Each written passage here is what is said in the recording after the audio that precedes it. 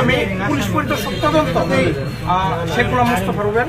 আপনারা সবাই অবগত আছেন যে আজকে আমাদের ত্রিশাল থানা ডিউটি অফিসারের কক্ষে রাত 9 ঘটিকায়, জাস্ট 9 ঘটিকায় ওয়াহিদুল ইসলাম অনিক, বয়স হচ্ছে 22, পিতা জহিরুল ইসলাম, মাতা মুর্শেদা খাতুন, সাং হচ্ছে দরিরামপুর থানাপাড়া 4 নং ওয়ার্ড।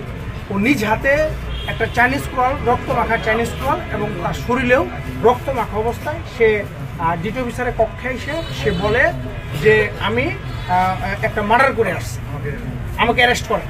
পরে আমরা তাৎক্ষণিক তার সাথে কথা বলি, তাকে কথা বলে তাকে আমরা শান্ত করি, তাকে আমাদের হেফাজতে নেওয়ার পরে তার দেওয়া তথ্য মোতাবেক আমরা ত্রিশাল থানাধীন দরিরামপুর শাকিনস্ত আমাদের যে নজরুল একাডেমি মাঠ আছে, এই মাঠের বিএম ভবনের যে পানির ট্যাঙ্কি আছে, পানির ট্যাঙ্কির পাশে আমরা ডিসিস্ট হচ্ছে মুনতাসির ফাহিম 22, পিতা হচ্ছে বাদল মিয়া, তার সাং হচ্ছে চিকনা মনোহর, তাকে আমরা ক্ষতবিক্ষত অবস্থায় আমরা পাই। আমরা খুব দ্রুত শোনা মাত্রই যাই, যদি এই আশায় ছিলাম যে সে যদি তাকে হাসপাতালে রেস্কিউ করে যদি করা হয়, কি বলে যে বাঁচানো যায়, কিন্তু আমরা তার ক্ষতবিক্ষত লাশ, রক্ত মাখা লাশ ওই জায়গায় পড়ে থাকতে দেখি। তাৎক্ষণিক আমরা আমাদের ঊর্ধ্বতন কর্তৃপক্ষ এবং আমাদের যে জরুরি পার্টি সহ অন্যান্য যে ডিউটি পার্টি ছিল তাদেরকে নিয়ে ঘটনাস্থল পরিদর্শন করি।